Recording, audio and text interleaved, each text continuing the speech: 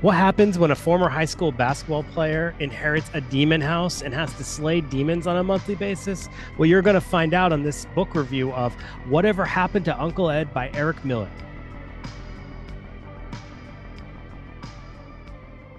Hey, everybody, what's up? This is Dave from PVD Horror. And today, as mentioned, I am doing a book review of Whatever Happened to Uncle Ed by Eric Miller. And you may recognize this book or that name because Eric stopped by our show and had a long chat with us about his career as a screenwriter and also many of his books. And this is his latest book, which he was so kind to send to us. And I am actually like, such a huge fan of Eric Miller now because I wasn't aware of his writing skills until I dug into this. All I can say is this book was just, it just immersed me in his world. I was like taken back by how much I enjoyed this book.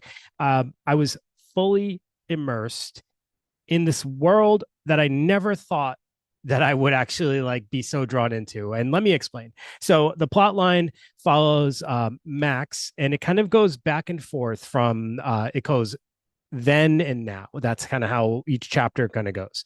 And we see Max as he's growing up.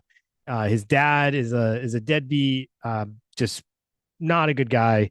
His mom is super caring, nurturing, kind of the exact opposite. She means the world to him. He would do anything for her. Max is kind of a loner, doesn't have many friends. A lot of that's because of his dad, but he picks up playing basketball and that becomes kind of his thing, right? As he's growing up, he's, constantly practicing and he gets really good and he ends up, almost on the verge of having like a major career. He's got scouts coming to his games.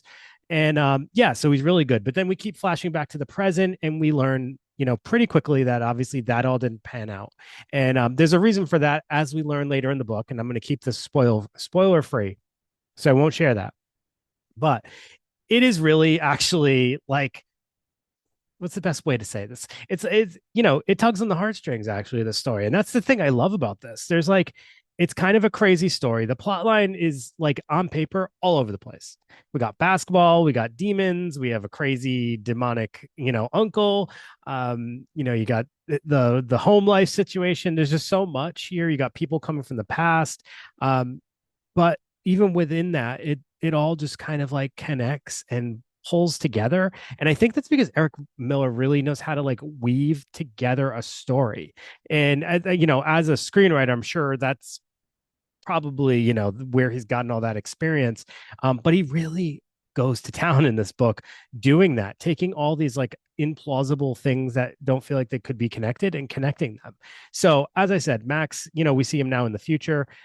We learn that he's inherited this house from his uncle that was rich. It's this really scary looking giant mansion kind of house, and they go to live there. His dad works for his uncle, and then we understand that every month Max, now his uncle is no longer around, he now goes into the basement where there is a large cave that transforms when there's a full moon into whatever kind of scenario it wants to pull you in, right? So it might be for him, it could be like it transforms and suddenly he feels like he's walking on into a basketball court, or it's whatever scenario someone relates to heavily, it draws you in. And he has some friends with him that stay at his house, and you find out that these are former demons that he saved from the cave by going in there and fighting the demons. And then when he defeats the demon, they turn back into the original person who was initially like sucked into the cave.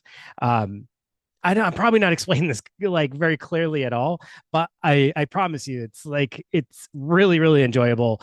Some of these people he saves come back, and like maybe they were from a different era, right? So they might be someone from the Vietnam War who he saves now, and is now he's kind of like got this team of people that are going into the caves with him fighting demons. And yeah, it's a really interesting story. There's a love story that spins at some point. It's the best way to describe this book, if I were to like throw in a few references that people would understand, would be Evil Dead meets Space Jam meets yeah, I guess that's it. Evil Dead meets Space Jam.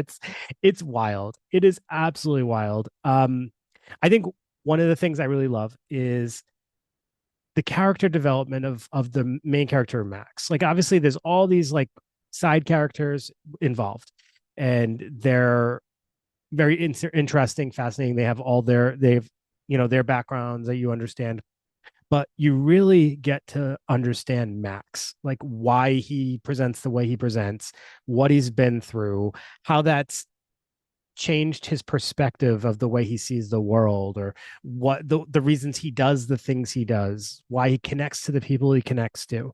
It's I just really appreciate the character development that is spent on Max. It's like I'm going to introduce all these other characters and I'm going to let you, get to know things about them, but I really want you to understand Max and I want you to understand what drives him.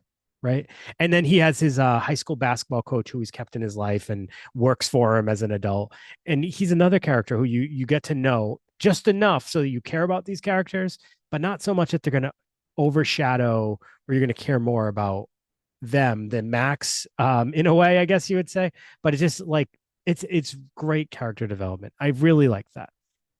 Um, the read itself is it just flows, right? So you're reading it and the next thing you know you're like at the end of the chapter and you just want to keep going. It's one of those books where it's really kind of hard to not want to keep going forward. And I found myself as I would step away from it thinking about it and thinking about when I was going to go read it later and just like wanting to get back into it.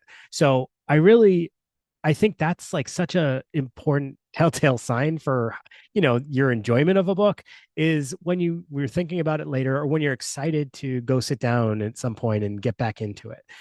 So I really can't stress enough how much I really want people to check out Whatever Happened to Uncle Ed. And again, Eric Miller, his writing ability, the way he weaves stories and just puts everything together. It really comes through in this book, and I'm so impressed with it. It's one that it, he described it to us. I was like, oh, it sounds interesting. But then when I actually read it, I was like, oh wow, this was such a great book, and I've been sharing this with people ever since I read it. So I do hope that you will give this a chance and you will pick up a copy and read it for yourself, and then let me know what you guys think, and also check out some of Eric Miller's other works. I know he also sent a few of his anthologies, which I can't wait to dig into. So yeah, Whatever Happened to Uncle Ed by Eric Miller. Check it out. Let me know your thoughts. And yeah, I will be back later with another book review. See you then.